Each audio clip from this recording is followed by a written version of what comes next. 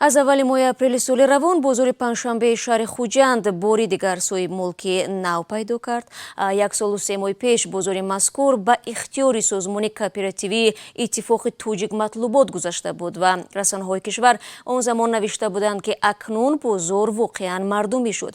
ولی حالا بازار از نو خصوصی گردید. چرا و با چه مقصد؟ این را تحقیق نوی رادیو آزادی پرده برداری میکند. همکارم عبدالله اشورов حالا با ما در استودیو است و از اون میپرسم که تحقیق چی رو نشان داد؟ سلام شهلا. تحقیق صاحب و یا مالک نوی بازار را آشکار کرد.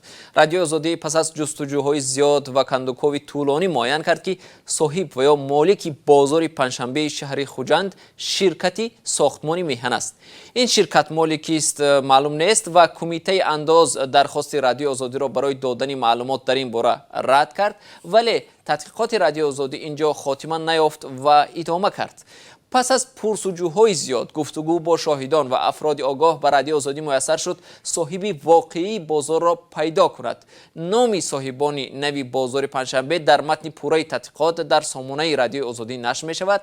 تا سال 2020 بازار پنجشنبه به شرکت فورتونای عبدالرحیم اسماعیلوف، یک صاحبکار از شهر خوجند تعلق داشت. او سال 1999 یعنی تقریبا 21 سال قبل این شرکت را حدوداً با 80 میلیون سومانی خریداری کرده بود، اما سال قبل مقامات گفتند بازار پنجشنبه غیر قانونی آن زمان خصوصی شده است و بازار را از او گرفتند و بر عوض همگی اندک بیش از 3 میلیون و 300 هزار سومانی به او جبران پولی دادند. خب پنجشنبه یک بازار کلان و معروف و می شود گفت رمز شهر خوجند است و معمولا این گونه مجتمع باید در مزایده و یا آزمون‌های مثل این فروخته شوند، مگر نه؟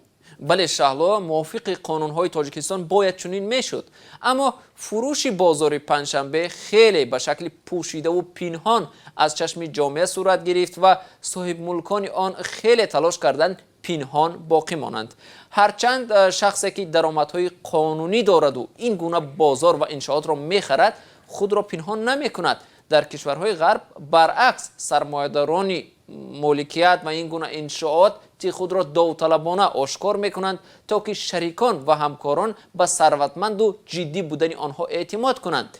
در این مورد ما شاهدی کاملا منظره برعکس شدیم که صاحب ملک بازار پنجشنبه و مقامات حد اکثر تلاش میکنند که کی بودن صاحب نوی این بازار فوش نشود.